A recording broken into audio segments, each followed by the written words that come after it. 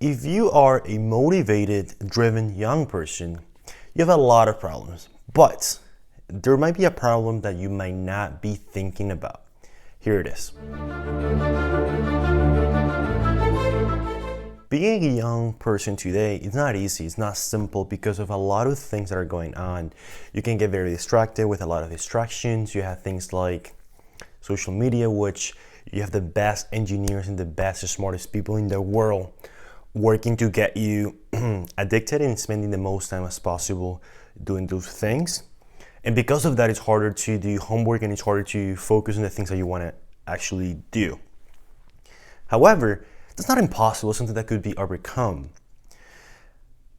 But if you are a person who is young, or not necessarily has to be young, but I'm gonna be using a young person example because here's what I mean specifically. So if you are a person who is young, is driven, and is very motivated, it's very easy to start and do things and work on projects, and perhaps you can start making a lot of money, and that is a good thing. However, a challenge that you may not be thinking a lot about is that there's still a lot of problems and a lot of development that it will be needed in the future that requires a certain level of knowledge.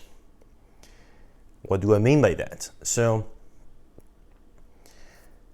developments such as the internet, developments such as the phone, the TVs, are things that are very, very highly technical that a simple person is not probably going to be, not a simple person, but a person who doesn't have a lot of knowledge, specific knowledge, is probably not going to be able to do and develop. What I'm worried about is that if you're motivated and driven, you may get to start working on something too quickly, and sure, you will have a lot of success, but that success will be somewhat limited. However, if you're able to haul off a little bit and be patient and get that knowledge, that background knowledge, then you can start working on those things. That may be an interesting way to do things. And again, it doesn't have to be one way or the other, because it depends on the type of context and the type of challenge that you're working on. Some say that you need up to a PhD level of education, of knowledge, in order to do something meaningful. Others say, like in Silicon Valley, they say that you don't need anything, you don't need permission, education, or anything else. You only need to get started. However, you need to be careful with that.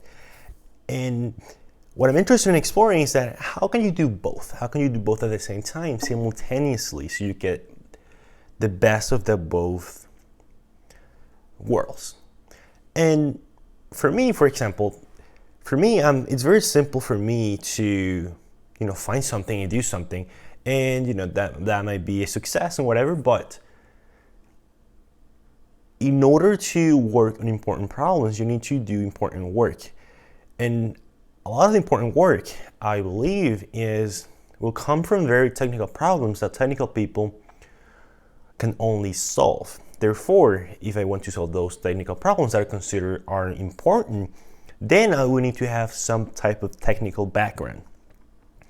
And again, technical background isn't easy, it's not hard, and it requires a lot of effort and dedication. And the most important thing is time trade-off. For me, for example, I want to study engineering. And studying engineering requires a lot of time, dedication. But most importantly, what I don't really like, not that I don't like, that I feel really uncomfortable with, is the time trade-off. Because if it's so hard, you need to study a lot. There's a lot of physics, a lot of math and stuff like that. That takes a lot of time for me to work on projects, to start a company, or to do X, Y, and Z. But I remember that a question that I asked Patrick Collison, the co-founder of Stripe, and he told me that, be careful, be wary about starting something too early, because the best, sometimes the most innovative ideas come from having a certain level of technical knowledge, because those who have the technical specific knowledge will be able to see where the problems are and how to solve them. The bottom line is that if you're young, motivated, and driven, that's great. That's amazing. However, be careful and be a little patient. Learn things. Be curious about a lot of things. And don't be too quick to start and do things, because there's a lot more opportunities. Be young, and a lot more opportunities that you can help solve. And again, it's all with one purpose, which is to help make the world better in a way. So thank you so much.